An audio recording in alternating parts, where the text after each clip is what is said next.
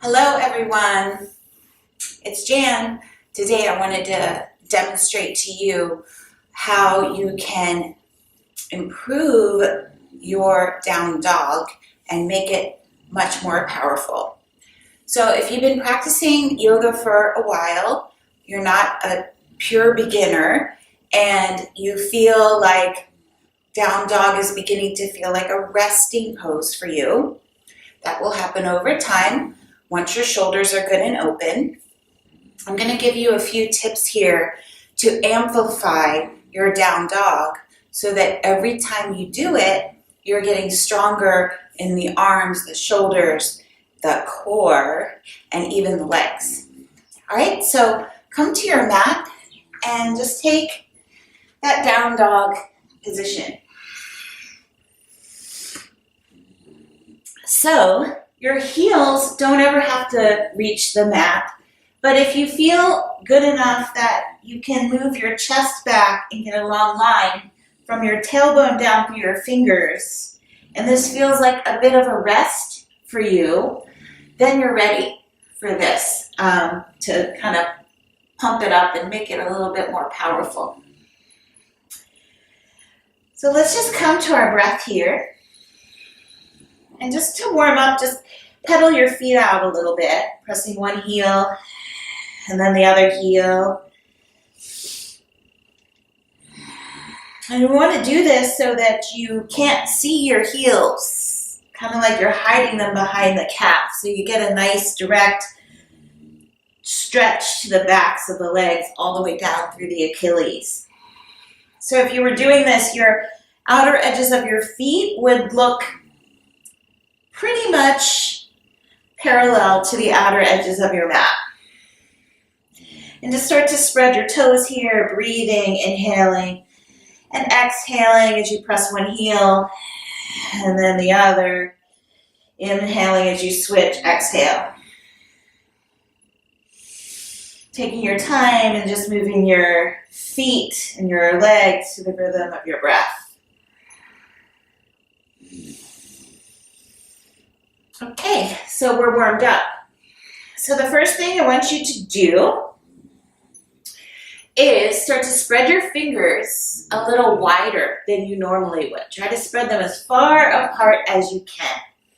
And you push down more of the inseams of the hands, and that means the index finger, the base of the index finger, and the base of the thumb. So you don't want all your weight onto the outer edges of your hands, because that's not good for your wrists.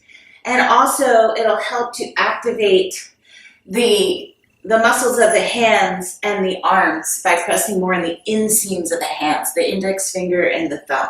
Just spread your fingers nice and wide, and still never hold your breath, so you want to keep breathing. And I'm going to suction cup my hands just a little bit. So I try to make suction cups, like I lift the innermost part of my palm slightly away from the mat as if I was making suction cups with my palms. And then I'm going to start to spin or bend my elbows a little bit and spin my inner elbow creases towards each other. And that's what's called inner spiral. And you'll start to feel your shoulder blades come in on your back when you do that, and your arms start to fire up. So you could start to get a little shaky in your arms, which is good. It's just an indicator that you're activating something. And then you want to roll your outer upper arms up towards the sky. At the same time, you're rolling the inner elbows creases in. You lift the outer upper arms up, and you'll feel your shoulder blades coming in more on your back. You'll be able to melt your chest back. Breathe out. And you just want to let your head go free, so no tension in the back of the neck. So you're not looking forward, you're looking back towards your feet. Keep the suction cup going in your hands. Keep spreading your fingers. Keep pressing the inner edges of your hands down. You should start to feel something in your arms, especially if you're spiraling. The lower arms in and the outer arms up, melting the heart and pulling and wrapping the shoulder blades on the back. Now, when you do this, a lot of times your low ribs will stick out. So you want to give a little cat-cow here. So reach your heart forward, tip your tailbone up like you're practicing cow pose. Exhale and round your spine. Tuck your tailbone under, draw the low ribs in. And then inhale, come to a neutral space between those 2 points. So you're still drawing your low ribs in, and now your core is nice and activated. Right now, onto the legs. So keeping on the arms, keeping that navel drawing into the spine, the core engaged.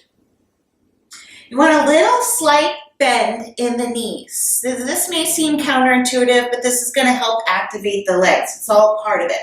So bending the knees and rooting the heels down. Now your heels may not reach the mat, but you're rooting them down like you're creating roots down into the earth. And then spread your toes. Press the big toe mound and the little toe mound into the mat, and let the other 3 toes between them kind of spread. Woo, you're gonna start to feel some activation in the legs. So keep the knees slightly bent, root down to the heels. Big toe mound, little 3 toes in between, spread. Beautiful. And just breathe here because you're gonna need your breath.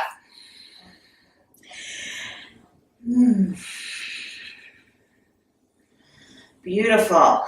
And then just come on down to your knees and take a break. Rest your hips back towards your heels in child's pose. And just let your elbows soften so your forearms can rest down. Rest your head down.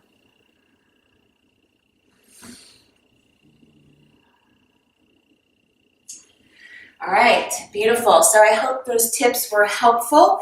Leave comments or any questions you might have in the comment box below.